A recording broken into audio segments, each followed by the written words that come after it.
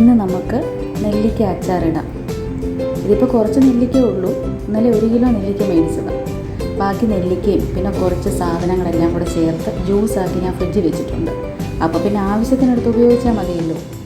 ഞാനൊരു 3-4 കൊല്ലമായിട്ട് നെല്ലിക്ക ജ്യൂസ് സ്ഥിരമായിട്ട് ഉപയോഗിക്കുന്നുണ്ട്.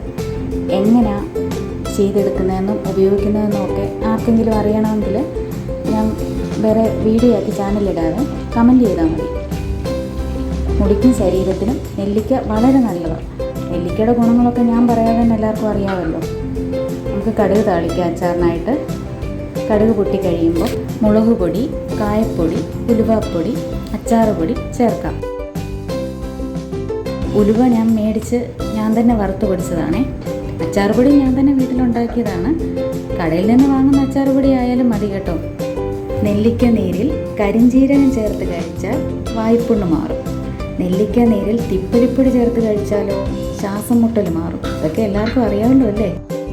പൊടികളുടെ പച്ച മണം മാറിക്കഴിയുമ്പോൾ അരിഞ്ഞ് ഉപ്പിട്ട് വെച്ചിരിക്കുന്ന നെല്ലിക്ക, കാന്താരി, കറിവേപ്പില, ഇഞ്ചി, വെളുത്തുള്ളി എന്നിവ ചേർക്കാം.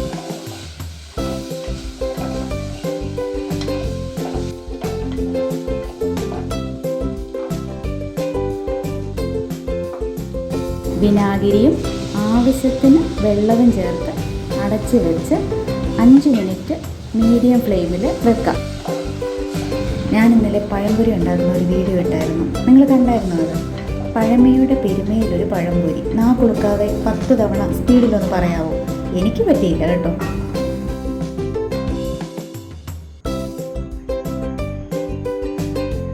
അടിക്ക് പിടിക്കാതെ ഇടയ്ക്കൊന്ന് ഇളക്കി കൊടുത്തേക്കണേ. പിന്നെ ചാനൽ സബ്സ്ക്രൈബ് ചെയ്യാത്തവർ ഒന്ന് ചെയ്തേക്കണേ. എനിക്ക് ന്യൂസ് എല്ലാം സബ്സ്ക്രൈബ് ചെയ്യാത്തവർ കൂടുതലായിട്ട് കാണുന്നതായിട്ടാണ്. ഒന്ന് സബ്സ്ക്രൈബ് ചെയ്യണേ.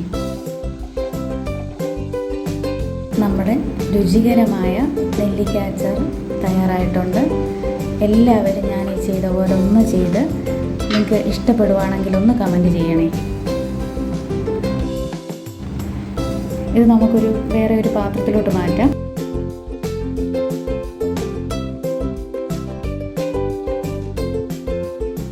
കൂടുതലായിട്ട് ഉണ്ടാക്കുന്നവരാണെങ്കിൽ ഉണ്ടാക്കി വളരെ കാലം കേടുകൂടാതെ സൂക്ഷിക്കാം കേട്ടോ.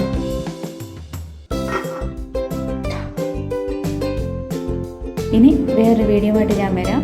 വീണ്ടും കാണാം. ബൈ.